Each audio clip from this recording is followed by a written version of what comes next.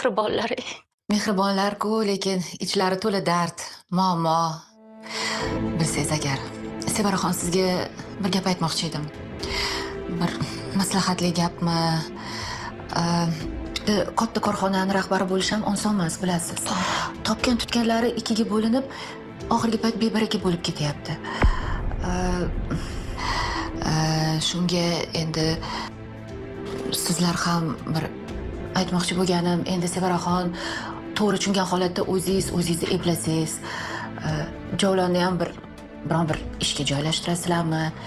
U ham katta bola bo'lib qoldi, ishlasa bo'lardi. Hammamiz endi ularni qo'llariga qarab o'tirsak, menimcha to'g'ri bo'lmaydi. Shunga endi bu yog'iga o'zingiz ham o'zingizni tuting, harakatingizni qiling. Keyin akangiz buni ko'rib ham ancha yengil bo'lib yurardilar. Siz to'g'ri aytyapsiz, Kenaya. Men ahmoq tushunmagan ekanman. Sizlarni o'ylamagan ekanman. Kechiringlar. Ko'rdingiz? Ana endi haqiqiy singilga o'xshadingiz. Yana mendan xafa bo'lib o'tirmang. Men haqiqatni aytyapman. Mayli. Men oshxonaga borib yordamlashaveray, akangizga.